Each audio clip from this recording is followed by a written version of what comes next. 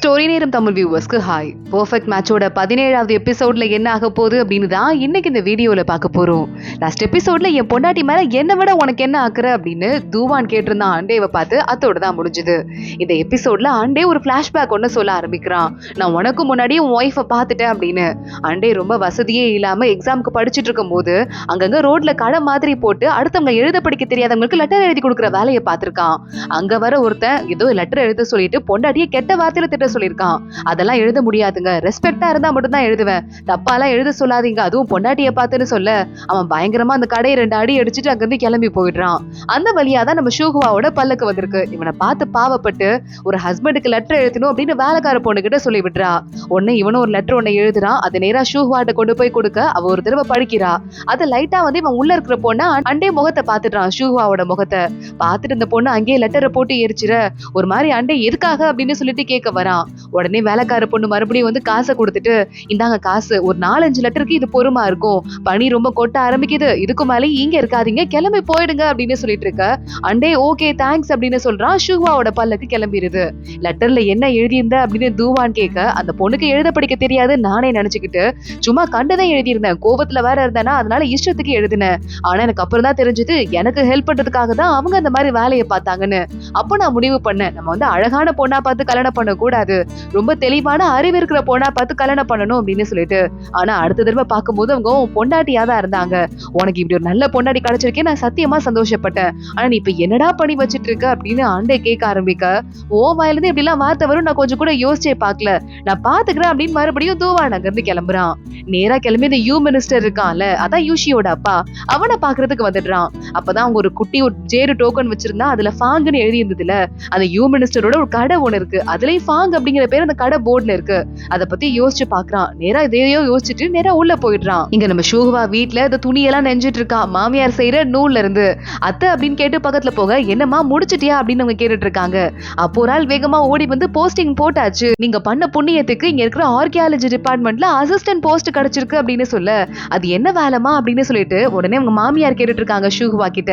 ராஜா ரொம்ப நல்லா மதிக்கிறார் போல உங்க பையனை, அதனாலதான் தூரமா அனுப்பாம பக்கத்துல இருக்கிற ஒரு இடத்துல நல்ல பொசிஷன் போட்டு கொடுத்திருக்காங்கன்னு சொல்ல, இதுக்கு அடுத்து நேரா வந்து மினிஸ்டரே ஆகலாங்க, அந்த மாதிரி ஒரு போஸ்டின் வெளியே இருந்து வேலைக்கார பையன் கத்திக்கிட்டு இருக்கான்.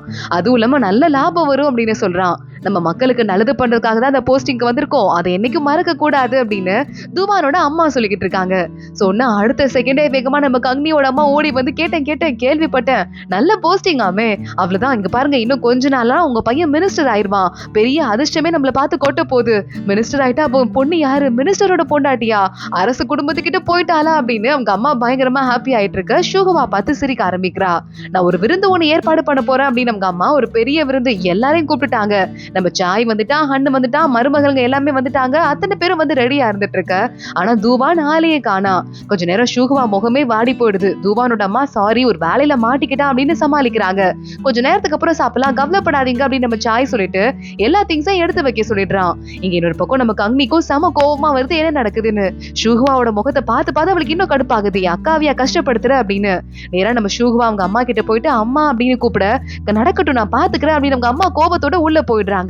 இங்க பார்த்தா நம்ம சாயும் ஹன்னும் இந்த தூவான் எங்கதான் போனான்னு தெரியலையேன்னு ஊருக்குள்ள சுத்தி வந்துட்டு இருக்காங்க. கரெக்டா சாய் பாக்குறான், எல்லாம் முடிஞ்சது அப்படின்னு ஒரு இடத்தை பார்த்து சொல்லிட்டு அங்கிருந்து கிளம்ப, என்ன ஆச்சுன்னா அப்படின்னு ஹன்னு திரும்பி பாக்குறான். அங்க பார்த்தா தூவான் ஒரு வண்டியில இருந்து இறங்கி வந்துட்டு இருக்கான். அந்த வண்டியில இருக்கிறது வேற யாரும் இல்ல, யூஷி இருக்கால, அவதான் இறங்கி வந்து பாய் சொல்லிக்கிட்டு இருக்கா. தூவான் அவளை பார்த்து சிரிச்சுட்டு அவளுக்கு தேங்க்ஸ் சொல்ல மறுபடியும் வந்த வண்டியிலே இறங்கி யூஷி போயிடுறா. ஆனா எல்லாமே முடிஞ்சு போச்சு, கிளம்பிருங்க வாங்க போலாம் அப்படின்னு ஹன்னு பின்னாடியே ஓட ஆரம்பிக்கிறான். இங்க பார்த்தா நம்ம ஷூகுவா தூங்கிட்டு இருக்கா. அவளுக்கு கனவு ஒண்ணு வருது. டக்குன்னு பார்த்தா ஒரு பிளாஷ்பேக்ல ஷூகுவாவோட கழுத்தை போட்டு யாரோ நெருக்க ஆரம்பிக்கிறாங்க துணி எடுத்துட்டு. பார்த்தா ஷூகுவாவோட இந்த ஃபர்ஸ்ட் மாமியார் இருந்தாங்கல்ல, அவங்கதான் வேகமா அவளை கொல்ல ட்ரை பண்ணிட்டு இவ தடுத்து நிறுத்தினதுக்கு அப்புறமா, என் பையன் மேல எவ்வளவு பாசமா இருந்தான், அவன் தனியா போய் கஷ்டப்படுவான், அவன் கூட நீயும் போய் சேர்ந்துரு, பாவம் அவனுக்கு கம்பெனி கூடன்னு சொல்ல, எனக்கு உயிர் மேல ஆசை இருக்கு அப்படின்னு ஷூகுவா சொல்லிக்கிட்டு இருக்கா. உனக்கு கொஞ்சம் கூட பாசமே இல்ல உன் புருஷன் மேல, கொஞ்சம் கூட உனக்கு நான் சோறு தண்ணி போட மாட்டேன், இங்கே இருந்து சாவு, அப்ப என் பையன் கிட்ட போவ தேவையில்ல அப்படின்னு ரூமை பூட்டிட்டு அவங்க போயிடுறாங்க. சுகுவா அப்படியே பயந்து நடுங்குறா. இந்த கனவை கண்டுட்டு அவ படுத்துட்டு இருக்கும் போதே அந்த இடத்துக்கு உள்ள தூவான் வந்துடுறான். கண்ணுல இருந்து அவளுக்கு கண்ணீர் வந்துட்டு இருக்கு. அதை தொடச்சிட்டு இவளுக்கு என்ன ஆச்சு அப்படின்னு பாத்துட்டு இருக்கும் போதே அங்க இருந்து எந்திரிச்சு போலாம் அப்படின்னு ட்ரை பண்ணிக்கிட்டு இருக்கான். சுகுவா கையை பிடிச்சிடுறா.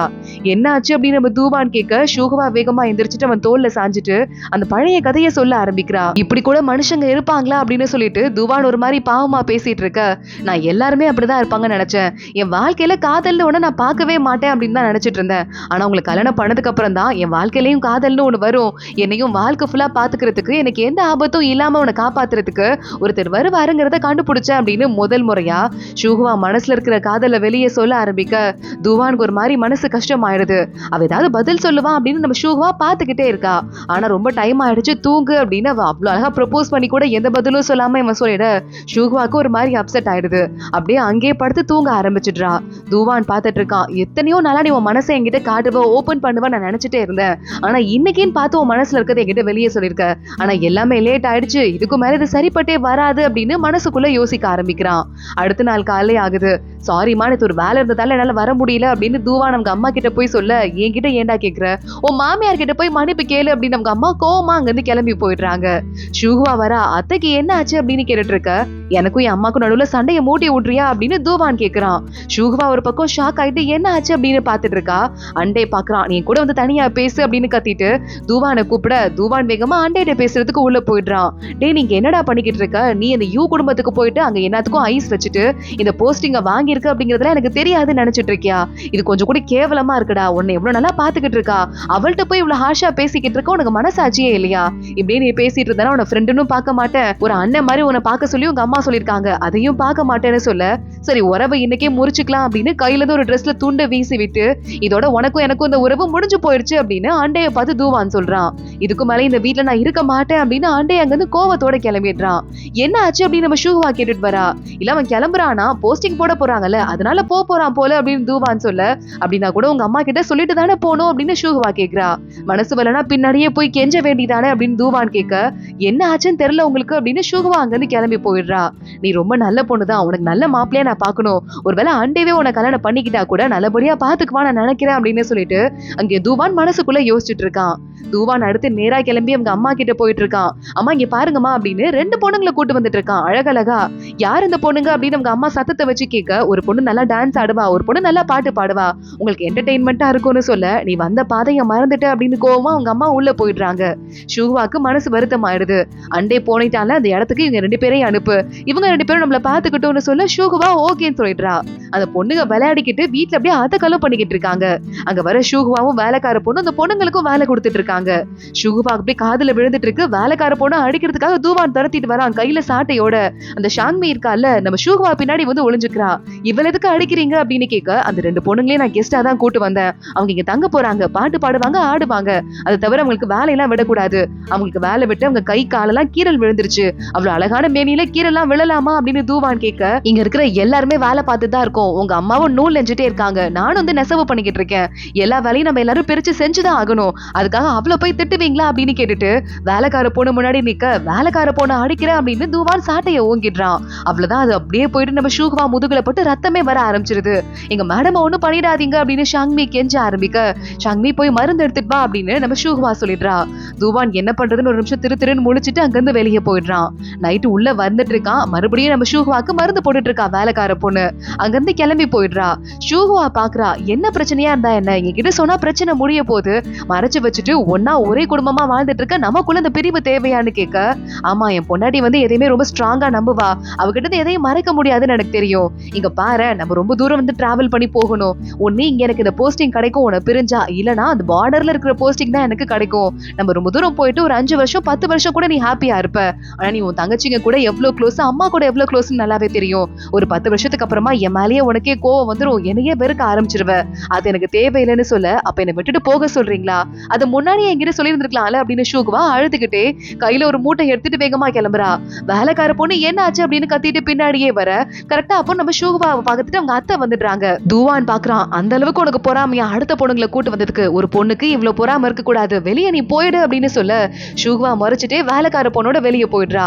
அவங்க அம்மா வந்து பார்த்துட்டு என் மருமகளுக்கு என்ன ஆச்சு, ஏன் அவ வெளியே போனா, அவளை கூட்டு வா அப்படின்னு கதறி ஆழ ஆரம்பிக்கிறாங்க. இந்த 2 பொண்ணுங்க வந்தாங்கல்ல அது 2 பேரும் எட்டி பார்த்துட்டு செம்ம ஜாலி ஆயிடுறாங்க. நடக்கிறதெல்லாம் நல்லா தான் போயிட்டு இருக்கு அப்படின்னு. ஷூஹுவா நேரா வீட்டுக்கு வந்து எல்லாத்தையும் சொல்லி அழுதுட்டு இருக்க. தங்கச்சிங்கெல்லாம் செம்ம கடுப்பாயிட்டு, அக்கா அந்த தூவான் மடையை நான் உடைக்காம வர மாட்டேன் அப்படின்னு லீஷா கிளம்பி போயிட்டு இருக்கா. அவங்க அம்மா பாக்குறாங்க, புருஷன் பொண்டாட்டி நடுவுல கல்யாண புதுசுல சண்டை வருது சகஜம்தான், இதை நம்ம சமாளிச்சுக்கலாமா, நீ ஏன் கோவப்படுறன்னு கேட்க சீச்சி பாக்குறா. ஆமா இவ்வளவு கஷ்டப்பட்டு நம்ம அவனை படிக்க வச்சோம், நல்ல பொசிஷனுக்கும் போயிட்டான், நீ நல்ல டவுரி கொடுத்துதான் கல்யாணம் பண்ண, இப்போ அந்த மத்த விஷயத்தெல்லாம் வேற ஏதோ ஒரு பொண்ணு அனுபவிச்சுக்கிட்டோம், நீ வந்து விட்டுறாத, கொஞ்சமாவது பார்த்து பேசுன்னு சொல்ல, எனக்கு வேற எதுவுமே தேவை கிடையாது, அவன் என்கிட்ட போய் சொல்லிட்டா என்ன ஏமாத்திட்டான் அப்படின்னு ஷூஹுவா அழ ஆரம்பிச்சிடுறா. என்ன பிரச்சனை நடந்தாலும் ஷூஹுவா அழுற ஆள் இல்லங்கிறதால அவங்க அம்மாவே பயந்து போயிடுறாங்க. இல்லம்மா காயம் வலிக்குது அப்படின்னு சொல்லிட்டு அவ போய் சொல்லி அழுதுட்டு இருக்கா. ஆமாமா காயத்துல மருந்து போட்டிருக்கல, அது வலிக்கதான் செய்யும், நம்ம அம்மா கொஞ்சமா சமாளிக்க ஆரம்பிக்கிறாங்க. ஓடி பாக்குறா, அக்கா எனக்கு தெரியும் என்னதான் நாங்கெல்லாம் இருந்தாலும் கங்னி உனக்கு கூட இருக்க மாதிரி இருக்காதுன்னு, நான் போய் கங்னிய வர சொல்றேன்க்கா, நாளை காலைல அவ வந்துருவா அப்படின்னு சொல்லிக்கிட்டு இருக்கா. உடனே இங்க அடுத்த நாள் காலையிலே ஆகுது. நம்ம லீஷா வந்துட்டு இருக்கா. இன்னைக்கு வந்து அவன் வரப்போறானா, வரட்டும் இந்த தூவானா என்ன பண்ற பாரு அப்படின்னு பேசிட்டு இருக்கும் போதே கங்னி இங்க வந்துட்டு இருக்கா. இங்க பாருங்க நான் சும்மா விட மாட்டேன், அக்காவை அள வச்சவங்கள நான் சும்மாவே விட மாட்டேன் அப்படின்னு சொல்லிக்கிட்டு இருக்க. அங்க உள்ள வந்துடுறான் இவன். வந்துட்டு கையில இருந்து ஒரு நோட்டீஸ் எடுத்து அவங்க அம்மா கிட்ட கொடுக்குறான். இங்க பாருங்க அத்தை, நான் வந்து டிவோர்ஸ் பண்ற ஷூஹுவாவை, டிவோர்ஸ் லெட்டர் இதுல இருக்கு, அதுவும் இல்லாம நான் அவளை டிவோர்ஸ் பண்ணா கூட அவ நல்லா வாழணுங்கிற ஆசை எனக்கு இருக்கு, சோ அவளுக்கு வந்து நான் அந்த சீதனமா கொடுக்க போறேன், இதுல 1000 தங்க காசுக்கான சீதனம் இருக்கு, இதை வச்சு அவளுக்கு நல்லபடியா டவுரி கொடுத்து நல்ல இடத்துல கல்யாணம் பண்ணி வைங்க, அவ நல்லா வாழ்ந்தா எனக்கும் ஹாப்பி தான் சொல்ல அவங்க அம்மா பாக்குறாங்க. என்னப்பா அது ஒரு சின்ன சண்டைக்கெல்லாம் யாராவது இப்படி கோச்சுப்பாங்களா, இதை நீயே வச்சுக்கோ, பொண்டாட்டிய வீட்டுக்கு கூட்டு போன்னு சொல்ல கங்னி பாக்குறா. அவங்களுக்குலாம் மனசாட்சியே இல்லையா, என்ன பண்ணிக்கிட்டு இருக்கீங்க, அந்த வீடே யாரோடதுன்னு ஞாபகம் இருக்குல்ல, அங்க இருந்துட்டு எங்க வீட்டு பொண்ணு அமிச்சிருக்கீங்க வெளியே அப்படின்னு கேட்க லீஷா அங்க வரா. கையில இருக்கிற பெட்டியை தள்ளி விட்டுறா. யாருக்கே உனக்கு காசு வேணும், எங்க அக்கா எவ்வளவு ஒரு வேல்யூபிள் தெரியுமா, அவள மாதிரி ஒரு பொண்டாட்டி கிடைச்சதுக்கு நீ கொடுத்து வச்சிருக்கணும் அப்படின்னு கத்த ஆரம்பிக்க ஷூஹுவா எல்லாத்தையும் வெளியே இருந்தே கேட்டுக்கிட்டே இருக்கா. அந்த வீடை உங்களுக்கு திரும்ப கொடுக்கணும்ல, நாங்க கொடுத்துட்டோம் அப்படின்னு சொல்லிட்டு நான் காலி பண்ணிடுறேன் அப்படின்னு அங்க இருந்து கிளம்பி துவான் போயிட்டே இருக்கான். பிரச்சனை ஆயிடுது. ஆளாளுக்கு துவானை போட்டு தங்கச்சி மத்த எல்லாரும் அடிக்க ஆரம்பிச்சிடுறாங்க. ஷூஹுவா அழ ஆரம்பிச்சுட்டா அப்படின்னு தகவல் வருது. அதனால எல்லாரும் உள்ள ஓடி போறாங்க. அந்த கேப்பை யூஸ் பண்ணி துவான் மறுபடியும் வீட்டுக்கு வந்துடுறான். ஷூஹுவாவோட ஒரு ஹேர் பின்னை மட்டும் அவன் வச்சிட்டு இருக்கான். அதை பார்த்துட்டு சாரி அப்படின்னு அவன் மனசுக்குள்ள சொல்லிக்கிட்டு இருக்க. அங்க அசிஸ்டன்ட் வந்துட்டு உங்க அம்மா வீடை காலி பண்றதுக்கு ஒத்துக்க மாட்டேங்கிறாங்கன்னு சொல்ல, நான் போய் பேசுறேன் அப்படின்னு அவங்க அம்மா கிட்ட, அம்மா இது ரொம்ப சின்ன இடம், நம்ம வீட்டுக்கு இப்ப நம்ம பொசிஷனுக்கு போயிட்டேங்கிறதால கிஃப்ட் எல்லாம் கொடுக்கறதுக்கு நிறைய ஆளுங்க வருவாங்க, இந்த இடம் பத்தாதுமா அப்படின்னு சொல்ல, என் மருமக வராளா, என் மருமக வரானா நான் இப்பவே கிளம்புறேன்னு சொல்ல, அம்மா நானும் அவளும் டிவோர்ஸ் பண்ணிட்டோம், இதுக்கு மேல உங்க மருமக கிடையாது அப்படின்னு தூவான்னு சொல்றான். அவங்க அம்மா கடுப்பாயிட்டு கையில இருக்கிற கட்டை எடுத்து அடிக்க ஆரம்பிச்சிடுறாங்க. இனிமே நீ எனக்கு பையனே கிடையாது, இங்க இருந்து போயிடு, நான் வர மாட்டேன் உன் கூட அப்படின்னு சொல்ல, அந்த வீட்டை அவங்களுக்கு நம்ம திரும்ப கொடுக்கணும், இங்க இருக்க கூடாதுன்னு சொல்ல, அங்க நம்ம கங்னியோட அம்மா வந்துடுறாங்க. வந்துட்டு தூவான் அம்மா கையை பிடிச்சிட்டு, நீங்க எத்தனை வருஷம் வேணா இங்க இருக்கலாம், நான் உங்களை பத்திரமா பாத்துக்கிறேன், என்னைக்கும் உங்களுக்கும் எனக்கு இருக்கிற உறவு போகாது, உங்களுக்கு ஒரு வேலை இன்னும் வயசாகி கை கால் முடியாம போனா கூட அப்பயும் உங்களுக்கு வந்து எல்லா வேலையும் நான் பாத்துக்குவேன் அப்படின்னு சொல்ல, கேட்டல்லப்பா என்ன பாத்துக்கிறதுக்கு ஆளுங்க இருக்காங்க, நீங்க வந்து கிளம்பலாம், உனக்கும் எனக்கும் நடுவுல எந்த சம்பந்தமும் கிடையாதுன்னு தூவான் அம்மா சொல்லிடுறாங்க.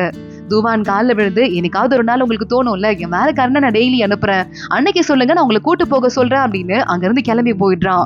இது என் பையனே இல்ல, நான் வளர்த்த பையனே இல்ல அப்படின்னு தூவான் அம்மா அழுதுட்டு இருக்க. கங்னி போறா. கையை பிடிச்சிட்டு, நீங்க கவலைப்படாதீங்க பாத்துக்கலாம், எதுவா இருந்தாலும் நம்ம கொஞ்சம் அமைதியா யோசிச்சு பார்க்கலாம் அப்படின்னு சொல்லிக்கிட்டு இருக்கா. ஆனா அன்னைக்கு நைட் நம்ம தூவானோட அம்மா கயிறு எடுத்துட்டு ஸ்டூல் போட்டு மேல ஏறிடுறாங்க. இதுக்கு மேல நான் வந்துட்டு ஒரு பெரிய தப்பு பண்ணிட்டேன், இதுக்கு மேல நான் விட்டேன் அப்படின்னா ரொம்ப மோசமா விளைவுகள்லாம் போயிரும், இவ்வளவு நன்றி கட்ட பையனை நான் வளர்த்துட்டேங்கிறதுக்காக நானே போய் சேர்ந்துடுறேன் அப்படின்னு கயிறை மேல போட்டு ட்ரை பண்ண ஸ்லிப் ஆகி டக்குன்னு கீழே விழுந்துடுறாங்க அவங்க அம்மா. சத்தம் கேட்டு ஷூஹுவா வந்துடுறா. என்ன பண்ணிட்டு இருக்கீங்க அத்தை அப்படின்னு அவ கேட்டுட்டு இருக்கா. எனக்கு கண்ணு தெரியாதனால என்னால இந்த வேலையை கூட பாத்துக்க முடியல, நானே கூட மேல போக முடியலன்னு தூவான் அம்மா அழ ஆரம்பிக்கிறாங்க.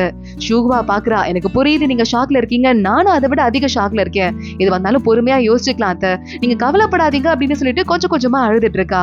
இங்க வேலைக்கார பொண்ணு வெளியே வந்துட்டு, நீங்க இவ்வளவு அழகா இருக்கீங்க, என்ன நடக்குதுன்னு எனக்கு சத்தியமா ஒண்ணும் புரியல, எதுக்காக உங்களை விட்டு போயிருக்காருன்னு சொல்ல, எல்லாமே வந்துட்டு இருக்கட்டும், முதல்ல டாக்டரை கூட்டு வந்து ட்ரீட்மெண்ட் பாக்குற வழியை பாருன்னு சொல்ல வேலைக்கார பொண்ணு கிளம்பி போயிடுறா.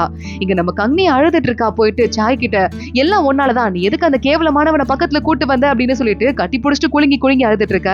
உனக்கு பிடிக்கலமா, இனிமே இந்த தூவான் என் கடப்பக்கம் வந்தானா கட்டை எடுத்து விரட்டி விட்டுறேன், நீ மட்டும்தான் எனக்கு முக்கியம், வேற யாரும் முக்கியம் கிடையாதுன்னு கங்னிக்கு ஆறுதல் சொல்லி சாய் எங்க வந்து வெளியே கூட்டு போயிட்டு இருக்கான். அதோடதான் இந்த எபிசோட் முடியுது. அடுத்தடுத்து என்ன ஆக போது தொடர்ந்து பார்க்கலாம். இந்த வீடியோவை லைக் பண்ணிக்கோங்க, மறக்காம நம்ம சேனலுக்கு சப்ஸ்கிரைப் பண்ணிட்டு பெல் ஐக்கானையும் கிளிக் பண்ணிக்கோங்க. அடுத்த வீடியோ வந்துட்டே இருக்கு. அது வரைய பாய்.